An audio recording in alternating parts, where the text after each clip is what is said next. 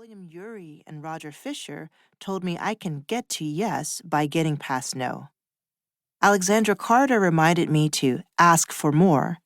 And Chris Voss told me to never split the difference, even giving me a specific script to use for my car buying scenario.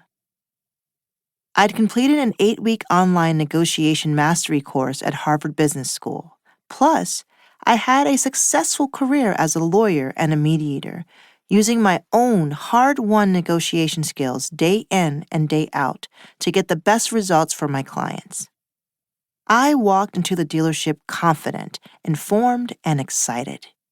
I knew what I wanted, I knew what price I needed, and I had the tools to succeed. What could go wrong? Everything.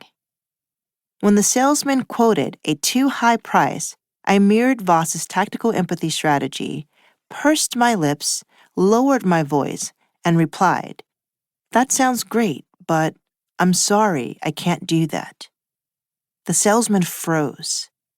"Okay," he said, and that was it. Nothing followed, no counteroffer, no further conversation.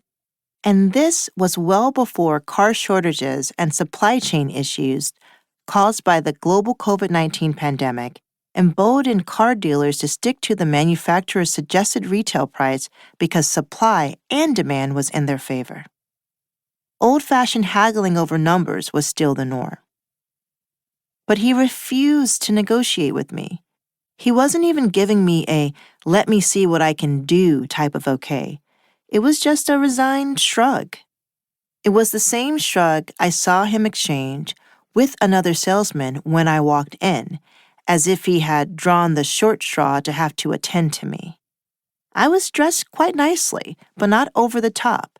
I'd walked into the dealership that day ready to buy. What could he possibly be thinking? Why wouldn't he negotiate with me? Wait, did he actually believe that I couldn't afford this car?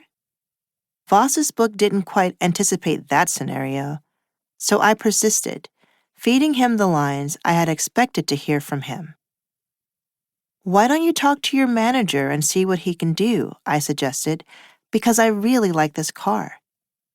A few minutes later, the nonplussed salesman came back with his offer.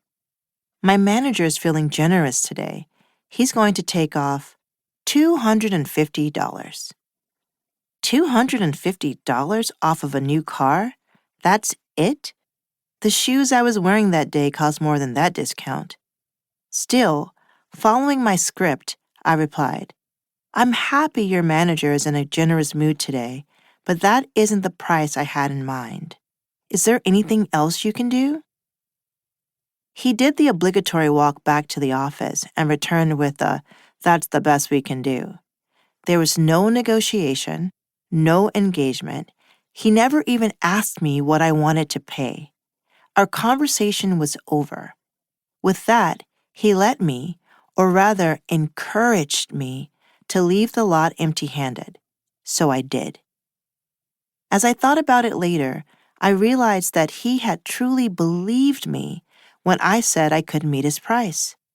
It was one of the most confusing conversations I'd ever had, and I have conducted negotiations everywhere, from rainforests in Heredia, hostels in Vienna, and clothing manufacturers in Shanghai, to markets in Accra, boardrooms in Mexico City, and universities in Ahmedabad.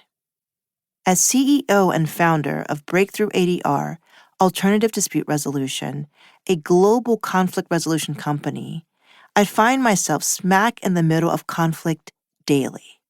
I know how to negotiate, but somehow, when it came to this kind of real-world, everyday negotiation, I abandoned my instincts and followed someone else's script. Why didn't it work for me? Because at the end of the day, when I step into a negotiation, there are different forces at work than there are for people like Chris Voss, Roger Fisher, William Ury, Alexandra Carter, and many of the other smart, accomplished, and well-respected voices in the negotiation space. Of course this plan didn't work. Why? Because I was negotiating while Black, and as a woman.